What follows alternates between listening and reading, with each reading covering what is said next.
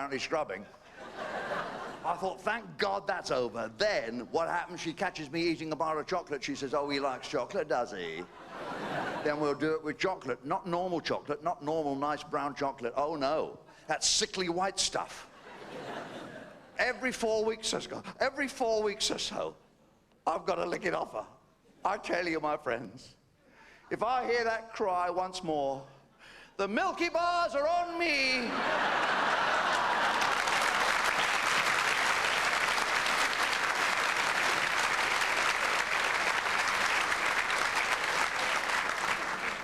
You've been a wonderful audience tonight. Maybe I should learn from you. Is there any woman here tonight who's here with a great lover? Any woman who's sitting here with a great lover? One lady is waving. What makes you a great lover, sir? What makes you such a great lover?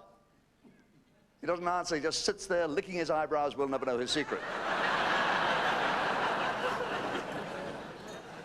Any men here tonight who are impotent? Ah, you can't get your arms up either, eh? What's that? Is that a phone? Could somebody answer that, please? Bob, it's for you. Oh, God. Love us. He's got a bloody mobile. I can't take a call now, Laurie. I'm in the middle of making a video. It's a booking. It's a booking. Oh, booking. Excuse me, ladies and gentlemen. It's a booking. Hello? Yes. I'm in the middle of an act. I'm in the middle of doing a video. Yes, certainly. Excuse me just a second. When? Next Sunday? No, I'm not free next Sunday. Oh, that's quite good money. Where is this? Eastbourne. Who's it for? The Mothers Church Union, Sunday afternoon. I don't really do that kind of thing. What sort of an act did you want? Something innocent? I think I have just the person for you. I have an innocent niece called Primrose, and she's a very talented child, and I think that if she sang, listen, if she sang for the audience here tonight, they're a very critical, very intelligent audience. If they like what she did, if they like what my niece did, would you book her? So it depends on your reaction, ladies and gentlemen. The audience is agreeing to this. Bring Primrose out.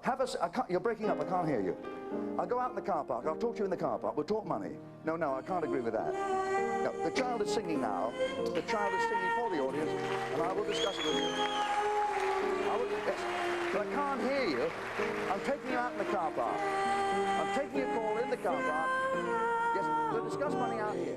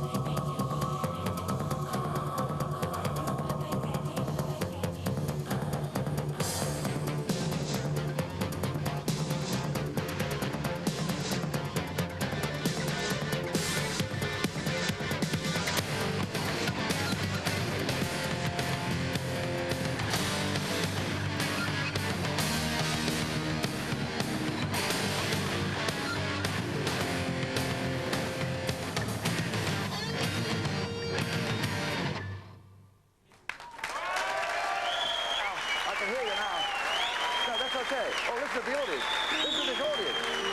And she just finished. You heard the applause? Well, you can hear the audience applauding. No, I mean, the audience just, you heard them. The audience applauded. They loved her singing. A simple little song. And the crowd loved it. Did you enjoy it? There you are. There you are. Okay, that's a definite booking. That's Eastbourne, next Sunday, 3 o'clock. The Mother's Church Union. She'll be there. She'll be a sensation for you, I'm sure. Oh, so I'm delighted. I'm delighted. Is there anything you wanted to ask me before we hang up?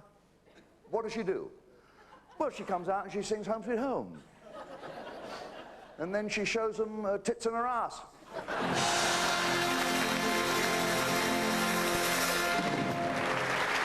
Ladies and gentlemen, please show your appreciation for my innocent niece, Primrose.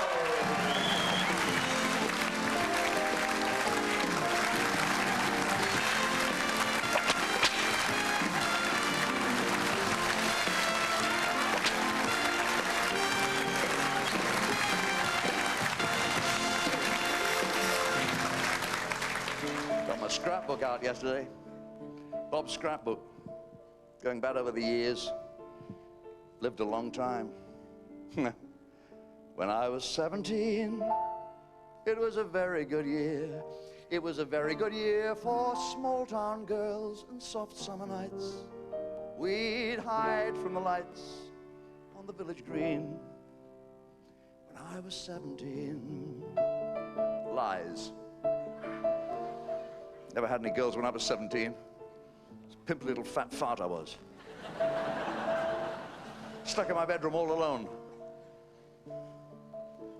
I thought I'd locked the door. My mother burst into my bedroom. I was doing something, ladies and gentlemen, that every adolescent boy does, but I shouldn't have been doing it. And my mother said, "Robert, you'll go blind if you do that." Because, you see, I was trying to poke my eyes out with a stick.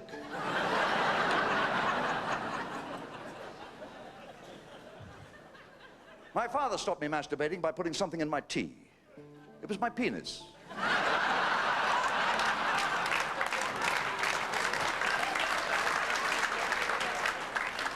When I was 21, it was a very good year. It was a very good year for city girls who lived up the stair with perfumed hair that came undone. When I was 21.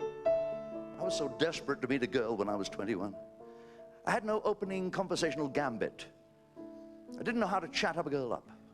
So what I did was, it was a weird scheme, but kind of inventive. I got some strong industrial magnets, half a dozen of them, and I sewed them in a ring around my fly. And then I posed on a stool in the bar of the local dance hall, like this, and waited for a girl to come by with a lot of metal rings on her right hand. I figured her hand would fly into my fly, and this would be a delicate way of starting a conversation. I must have been looking the other way when this short man with braces on his teeth came by.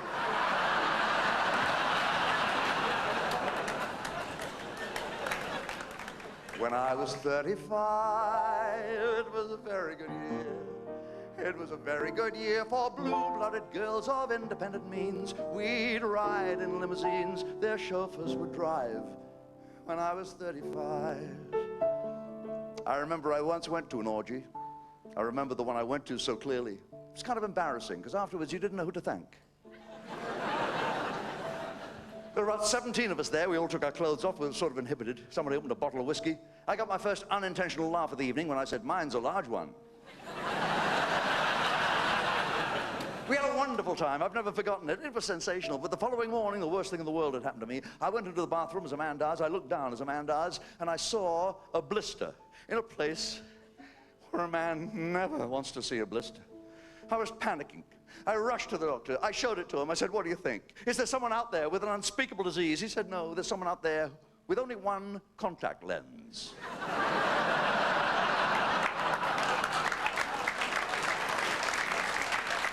But now the days are short.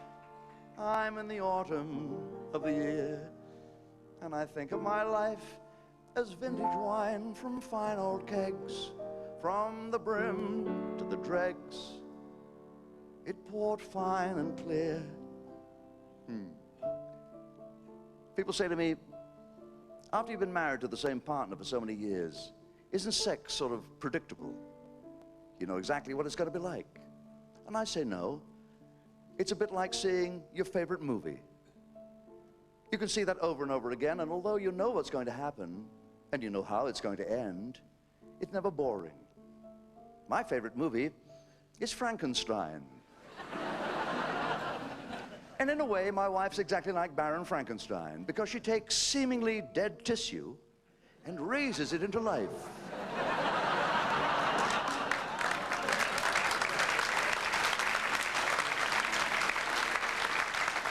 And it becomes a monster, a huge monster. And then the plot continues as you know it will. The creator and the monster struggle. There's a climax. And then the very person who has created this giant beast returns it to the inanimate state in which he found it. And in a way, every year it gets better and better, because my wife looks more and more like Peter Cushing. And though it hasn't all been heaven, for an old fart of 67, it's been a very good year.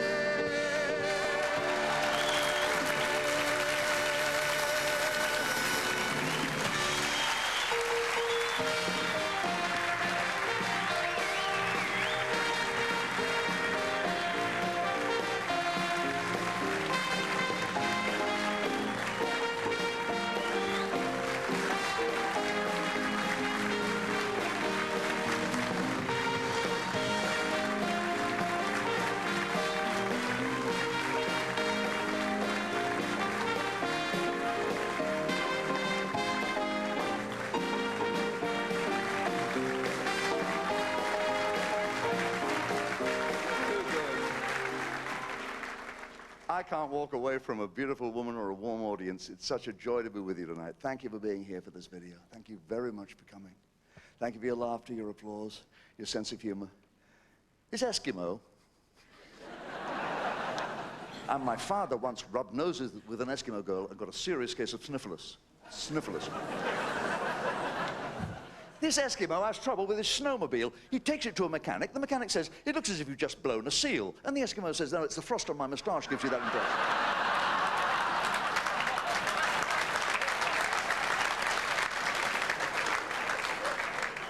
King Saud says to Lawrence of Arabia, would you do me a favor? Would you take 12 virgins across the Sahara Desert to a holy retreat on Mount Ararat? He says, yes, of course I will. He said, but they can't ride camels, otherwise they might injure their perfect virginity. They have to go on foot. And they must never look upon a man's nakedness, else they cannot become brides of Allah. And Lawrence of Arabia says, trust me, squire. He takes them off across the featureless desert, and he's been 2 days out when he realizes he made a horrible mistake. He's bursting for a pee. There's nowhere to pee. It's all right for the virgins, they can squat down, they've got all these robes. But he can't even risk the prick of a cactus, because there isn't one. 3 days out, he is in agony. Cannot pee anywhere. Sees a Bedouin coming the other way. Beckons him over. He says, do you want to earn half a shekel? The Bedouin says, yes, Effendi. He said, well, come a little closer. I don't want those girls to hear. He said, I want you to keep them amused for a few moments. Could you do that? He said, I don't know, Effendi. He said, yes, you could. What I want you to do is say it. When they handed out brains, I thought they said trains, and I missed mine. When they handed out noses, I thought they said roses, and I asked for a big red one. When they handed out ears, I thought they said beers, I asked for 2 jugs. When they handed out chins, I thought they said gins, I asked for a double. And when they handed out legs, I thought they said kegs, I asked for 2 big ones. Can you remember that? He said, no. He said, well, repeat it back to me. He said, I'll try. When they handed out brains, I thought they said trains, and I missed one. I handed out noses, I thought they said You're pissing down my leg, aren't you?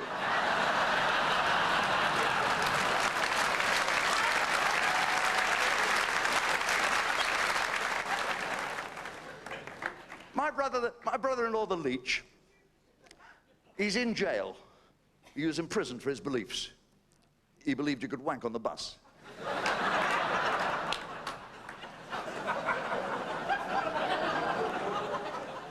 And a man in jail with another man always wants to know what he's in for. He said, what are you in for? The other fellow said, well, you know, animal husbandry, you could call it. He said, what are you talking about, animal husbandry? What do you mean? What crime have you committed? He said, well, you know, like swan upping, you know. He said, you're not telling me that you can sort with God's dumb creatures, are you? God, how low can you get? He said, hamsters.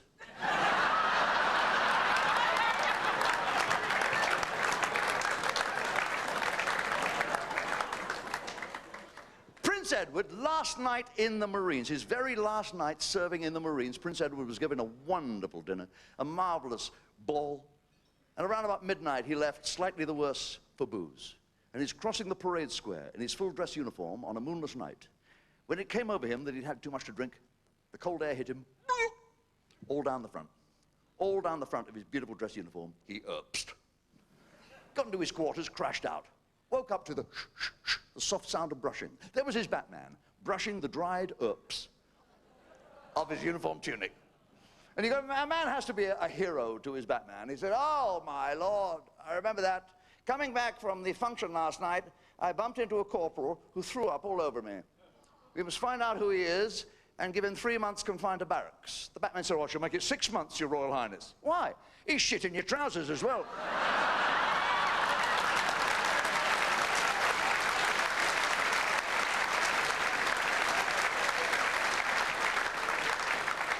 And if you were wondering how far I'd go tonight, that's about as far as I can go. That prostitute called Divine is back in the headlines. She wants to become a student, but I don't know.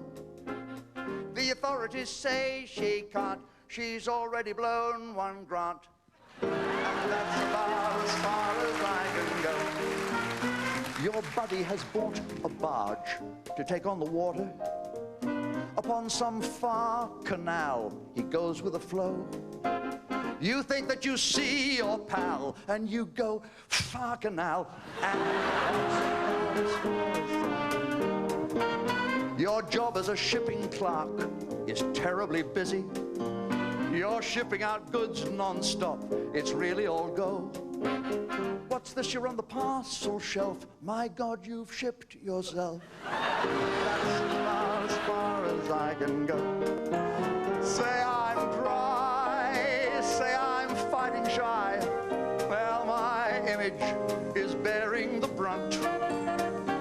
I may plan to be Superman, but really I'm just a Clark Kent.